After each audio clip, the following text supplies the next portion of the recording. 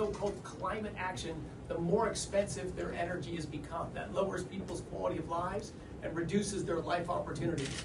It's led to deindustrialization. Think of the United Kingdom and Germany, industrial powerhouses. They've raised their energy prices so much, people don't manufacture there anymore.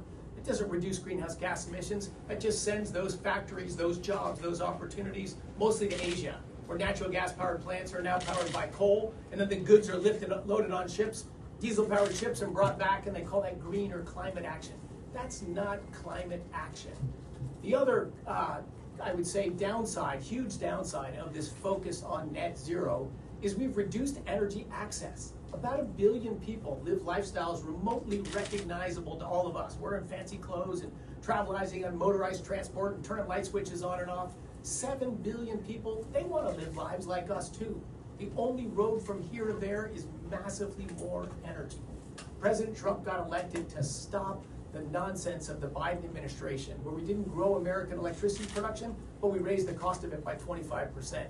We have plans to shut down 100 more plants in the United States that provide firm, reliable power, whether the wind is blowing or the sun is shining. They have plans to close 100 more. How are we going to reindustrialize America? How are we going to win the AI race on that trajectory? President Trump's agenda is look at data, look at facts, evaluate trade-offs. Climate change, like every other issue, is a trade-off. But we have a cure massively more expensive than the worst case of the disease. We're going to bring back data, we're going to bring back science and open, honest dialogue. No more cancel culture. You can't say anything about climate change or you'd be shouted down.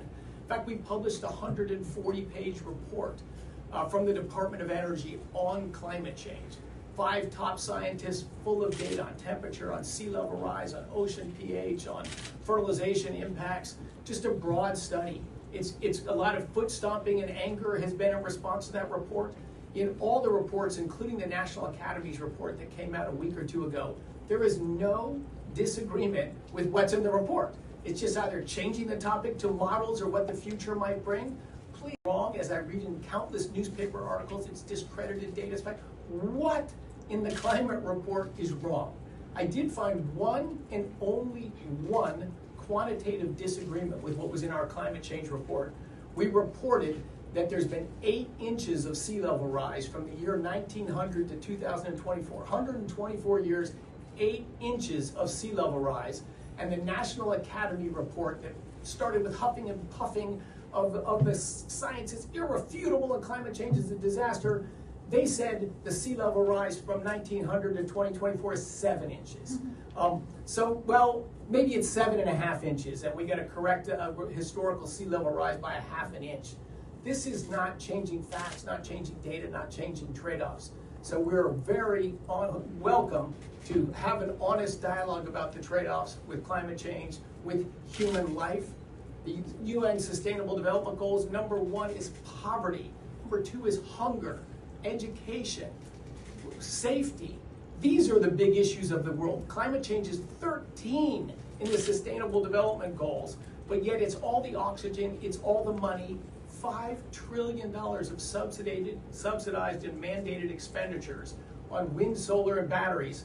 Congratulations, 2.6% of global energy last year for that $5 trillion, 2.6%.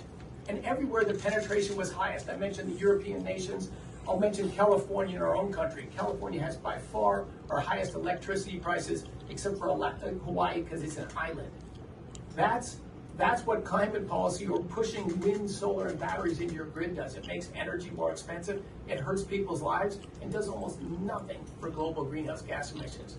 In fact, 5 or 10 years from now, if we're going to give a climate hero award from those groups that are focused on greenhouse gas emissions reduction, I think overly so,